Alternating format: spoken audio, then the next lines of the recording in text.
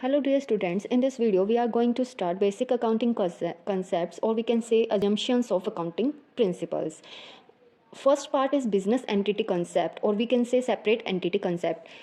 So this concept assumes that business has a distinct and separate entity from its owners. तो इस concept में का मानना है कि जो ओनर है और जो बिजनेस है उसकी सेपरेट एंटिटीज़ होंगी, अलग अलग एंटिटीज़ होंगी. Therefore business transactions are recorded in the books of accounts from the business point of view. तो इसमें जो बिजनेस ट्रांजेक्शंस है वो कैसे बुक्स ऑफ अकाउंट में बिजनेस के पॉइंट ऑफ व्यू से रिकॉर्ड किया जाएगा, ना कि ओनर्स के पॉइंट ऑफ व्यू से.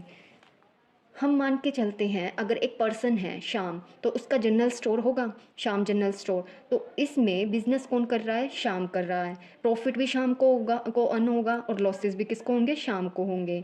तो बट अगर हम अकाउंटिंग कंसेप्ट से चले तो अकाउंटिंग क्या कहती है? तो अकाउंटिंग कहती है कि श्याम अलग है और श्याम जनरल स्टोर जो है वो अलग है. तो बिजनेस एंटिटी और ओनर क्या होंगे? अलग अलग होंगे. ये दोनों अलग एंटिटीज़ है. वो कैसे अलग हैं? श्याम क्या है? ओनर. वो जो भी बिजनेस एंटिटी में मनी इन्वेस्ट करेगा, तो एंटिटी में मनी इन्वेस्ट करेगा वो होगी उसकी कैपिटल.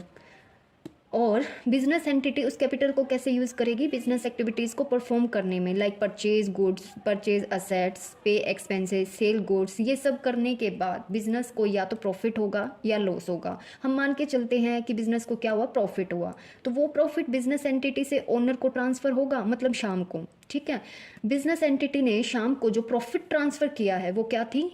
लाइबिलिटी, जो बिजनेस ने एज ए कैपिटल ओ करी हुई थी, जो पहले लगाई थी शाम ने. तभी तो ओनर को क्या हुआ? प्रॉफिट हुआ.